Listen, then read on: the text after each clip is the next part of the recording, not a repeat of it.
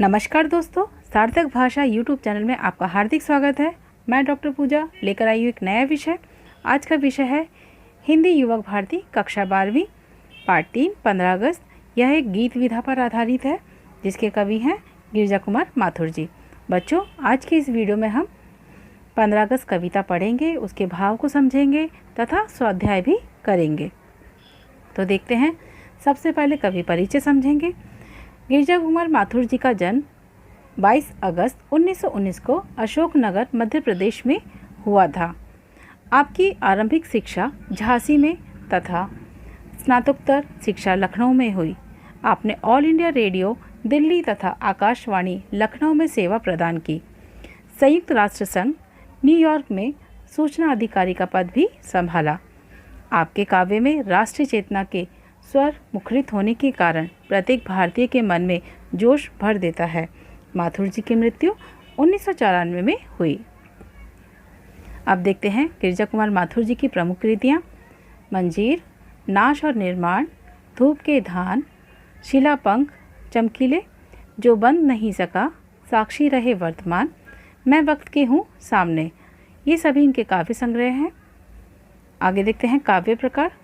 यह गीत विधा है, यानी 15 अगस्त एक गीत विधा पर आधारित है, जैसा कि मैंने आपको आरंभ में ही बताया था, जिसमें एक मुखड़ा और 2 या 3 अंतरे होते हैं।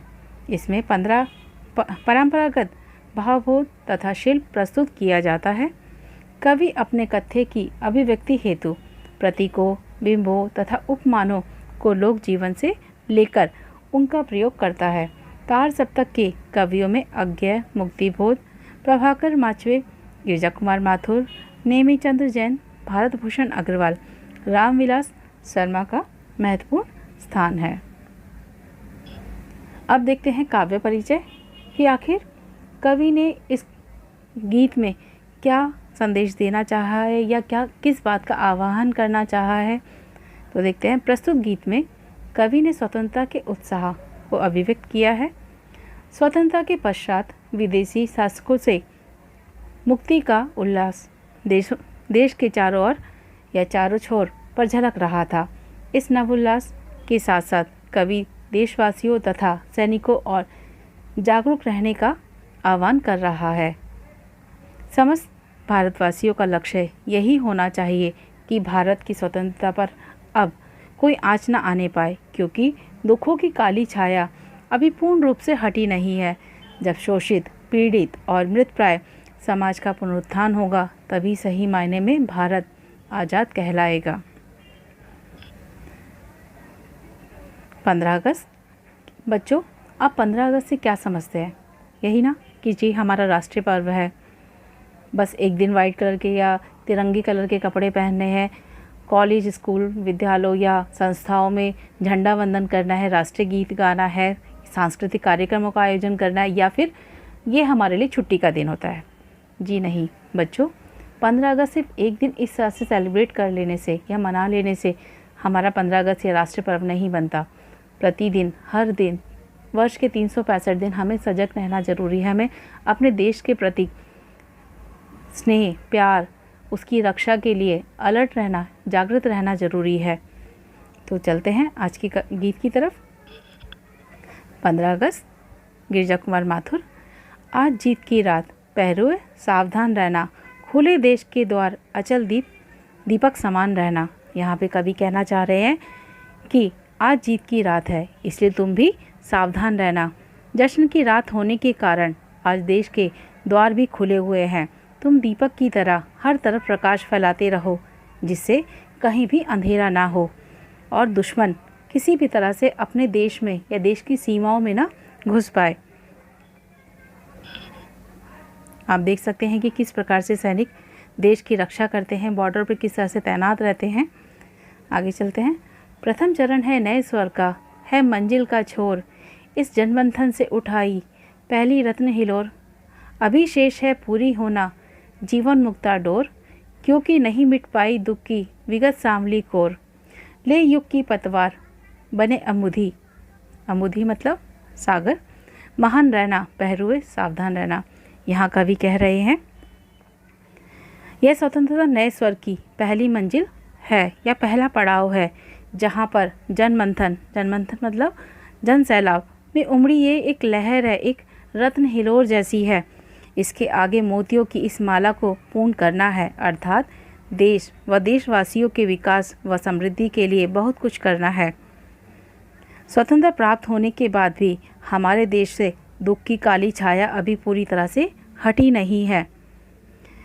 इसलिए कवि कह रहे हैं, आह्वान कर रहे हैं, हे देश के पहरेदारों, इस नवयुग की पतवार को हाथों में थामे रखकर अम्बुदी मतलब सागर की भांति महानता को दर्शाते हुए तुम सदा सतर्क रहना, जागृत रहना, हमारी रक्षा करना। आगे देखते हैं। विषम श्रृंखलाएं टूटी हैं, खुली समस्त दिशाएं, आज प्रभंजन बनकर चलती है युग बंधनी हवाएं। प्रश्न चिन्ह बन खड़ी हो गई ये सिमटी सीमाएं, आज पुराने सिंहासन की टूट रही प्रतिमाएं। उफनता तूफान, उठता तूफान, इंदु तुम दीप्तिमान रहना, पहरुए सावधान रहना। अब आगे कवि कह रहे हैं, विषम यानी हमारी जो विपरीत परिस्थितियाँ थी, आज हम पूरी तरह से आज़ाद हो चुके हैं, चारों दिशाएं हमारे लिए खुल चुकी है। अब हमें किसी भी तरह की रोक टोक नहीं है, हम चाहे जिस दिशा में जा सकते हैं, जहाँ चाहें वहाँ का विचरण कर सकते हैं। युगों युगों से जो हवाएं बंदी बनी हुई थी, आज वो भी आज़ाद हैं, वे स्वतंत्र होकर तूफान की भांति चल रही हैं, अर्थात हम पूर्ण रूप से आज़ाद हो गए हैं। इसके अतिरिक्त हमारी सीमाएं पूरी तरह से आज़ाद हैं, वे अब हमारे सामने प्रश्न चिन्ह बनकर खड़ी हैं। विदेशी शासकों का राज खत्म होने के साथ ही उनकी प्रतिमाएं अर्थात उनके चिन्हों को विदेश से उखाड़कर फेंका जा रहा है। उनके स्थान पर हमारे स्वतंत्र देश के नए प्रतीक निर्मित हो रहे हैं। हे देश के पहरेदारों, चंद्रमा यानी दीप्ति इंदु को चंद्रमा कहते हैं। तो कहा जा रहा है कि जिस प्रकार से चंद्रमा हमेशा चमकता रहता है, रोशनी देता है, प्रगति करता है, आगे बढ़ता है, रुकता नहीं है, ठीक उसी प्रकार से हे देश के पहरेदारों, तुम भी चंद्रमा की तरह चमकते रहना और अपने देश में प्रगति के तूफान को तुम सही राह दिखाना और सतर्क रहना, ताकि सदैव हम सुरक्षित रहें। आगे देखते हैं। ऊंची हुई मशाल हमारी, आगे कठिन डगर है, शत्रु हट गया लेकिन उसकी छायाओं का डर है। शोषण से मृत है समाज, कमज़ोर हमारा घर है, किंतु आ रही नई जिंदगी, यह विश्वास अमर है। जनगंगा में जोर, लहर तुम प्रवाहमान रहना, पहरुए सावधान रहना।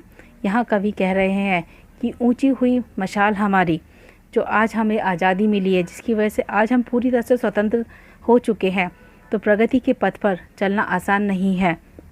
शत्रु आज हमारे घर से निकल तो गया है, लेकिन उसकी छाया, उसके रिफ्लेक्शन से भी अभी भी हमें खौफ है, डर है कि कहीं वो किसी तरह का षड्यंत्र रचाकर फिर से हमारे सीमाओं में ना घुस जाए और किसी तरह से हम पर वार ना कर दे,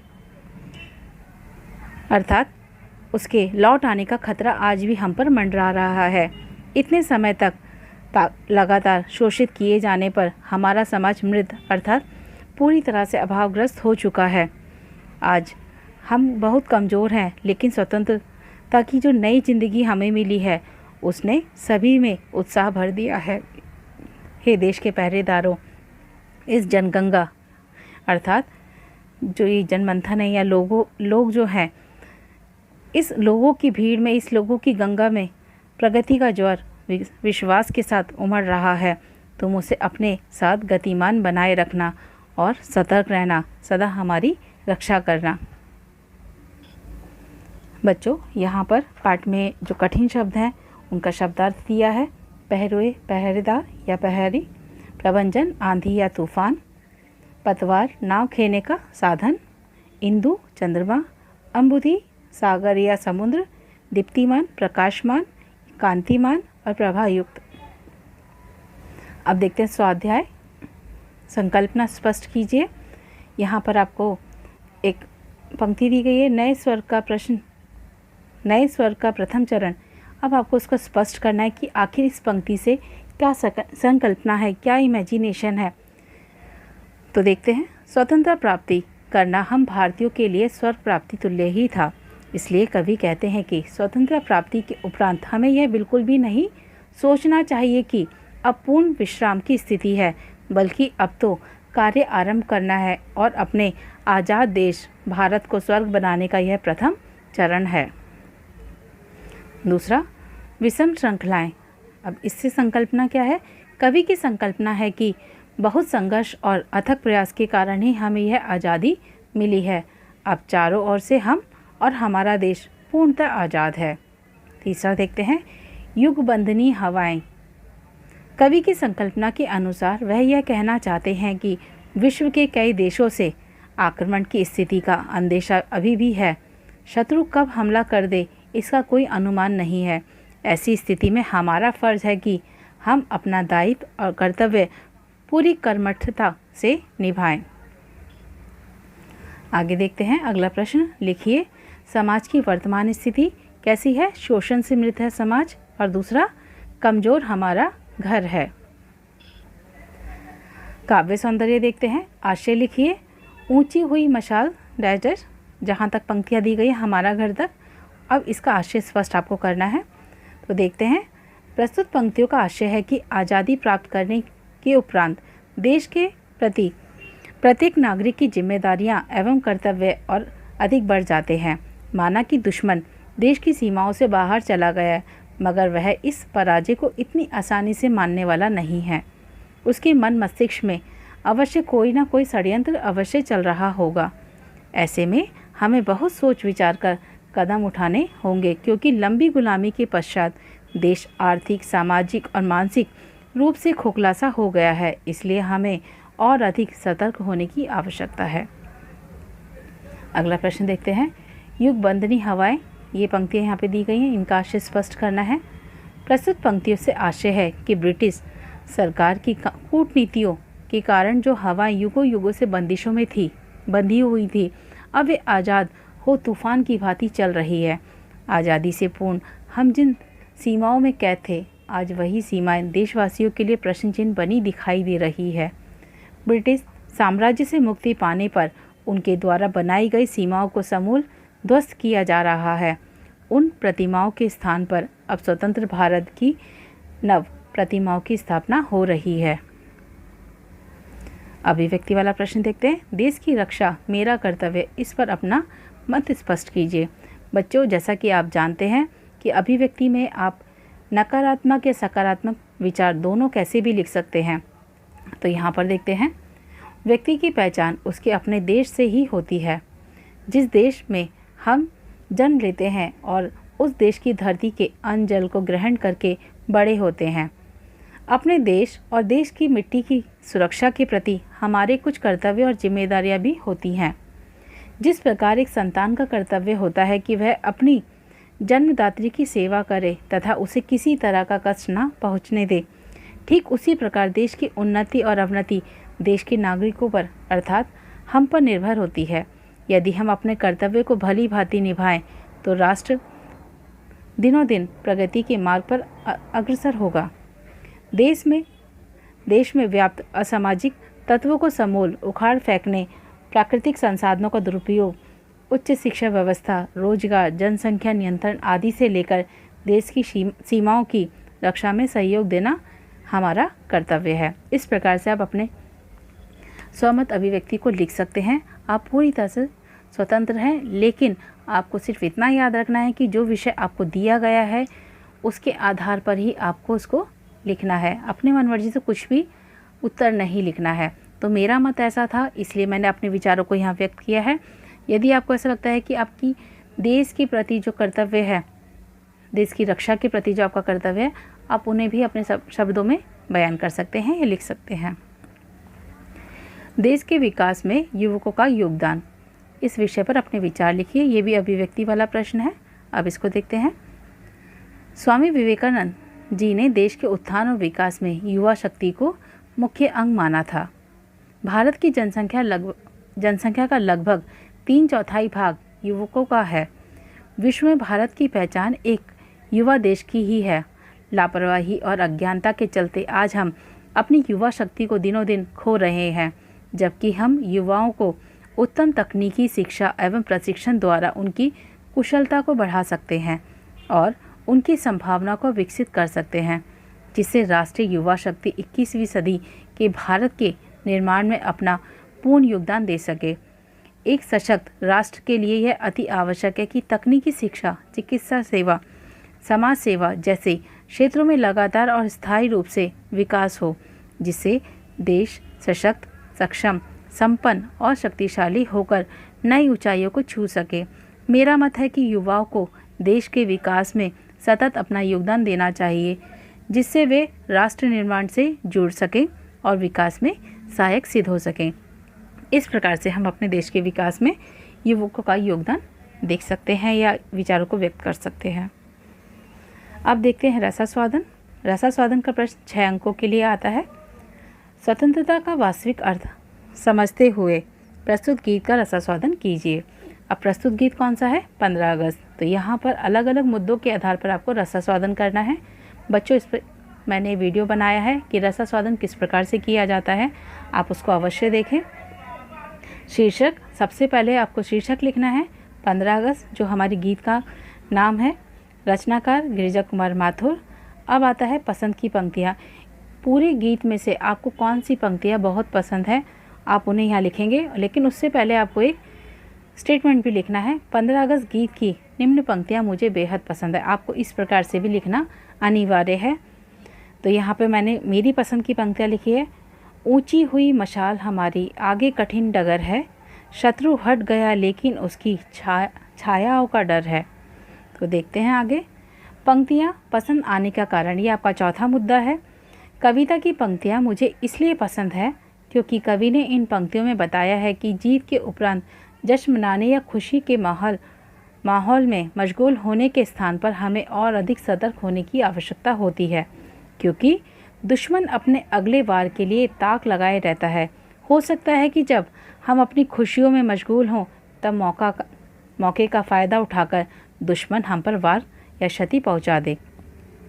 मुश्किलों से मिली जीत क्षणिक मात्र बनकर रह जाएगी। तो इस प्रकार से ये पंक्तियाँ मुझे क्यों पसंद थी, मैंने उसका यहाँ कारण लिखा है। अब अपना कारण भी लिख सकते हैं कि आखिर आपको कौन सी पंक्तियाँ पसंद है और पसंद आने का कारण क्या है। देखते हैं रस। इन पंक्तियों में कौन सा रस है? अगर आप रसास्वादन कर रहे हैं और रस मुद्दा ना लिखें तो वो गलत होगा, अनुचित होगा। तो 15 अगस्त कविता की निम्न पंक्तियों में वीर रस स्पष्ट द्रष्टव्य होता है या दिखाई देता है, प्रतीत होता है। इस प्रकार से आपको यहाँ पे भी एक वाक्य लिखना है। उस वाक्य में आपको बताना है कि कौन सा रस इसमें है और फिर उसके बाद वो पंक्तियाँ लिखनी है। क्योंकि नहीं मिट पाई दुख की विगत सांवली कोर, ले युग की पतवार बने अम्बुधि महान रहना, पहरुए सावधान रहना। तो यहाँ पे वीर रस उत्पन्न हो रहा है, तो इसके लिए यहाँ पर वीर रस है। केंद्रीय कल्पना। 15 अगस्त कविता की केंद्रीय कल्पना यह है कि लंबे समय से गुलामी की जंजीरों में जकड़े देश को आज आज़ादी मिली है। आज़ादी के पश्चात देश में चारों ओर हर्षोल्लास छाया है। ऐसे में कवि देशवासियों को अपनी आज़ादी को बनाए रखने के लिए और अधिक सतर्क होने के लिए प्रेरित करता है। अब यहाँ प्रतीक विधान देखते हैं। देशवासियों को पहरेदार बन सतर्क रहने के लिए कहना, दुश्मनों के सिंहासन के ध्वस्त होने की बात कहना, समुद्री लहरों की तरह एक होने वाले तथ्यों से कविता में प्रतीक विधान स्पष्ट दिखाई देता है। तो आपको कविता में से अलग अलग प्रतीक विधानों को लेकर और उसको बताना है कि इस माध्यम से हमें पता लग रहा है कि कविता में एक प्रतीक विधान है। देखते हैं साहित्य संबंधी ज्ञान, जो कि आपका 2 अंकों के लिए प्रश्न पूछा जाता है। तो जानकारी दीजिए। गिरिजा कुमार माथुर जी के काव्य संग्रह, जैसा कि मैंने आपको आरंभ में ही बताया था।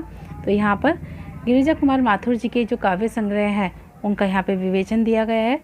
मंजीर, नाच और निर्माण, धूप के धान, शिलापंख चमकीले, जो बन नहीं सका, साक्षी रहे वर्तमान, मैं वक्त के हूँ सामने आदि गिरिजा कुमार माथुर जी के काव्य संग्रह हैं। अब बात करते हैं तार सप्तक। तार सप्तक के 2 कवियों के नाम। आपको 7 कवियों के नाम दिए हैं, लेकिन आपसे प्रश्न 1 अंक के लिए पूछा जाएगा, तो इसके लिए आपको उतना ही लिखना है।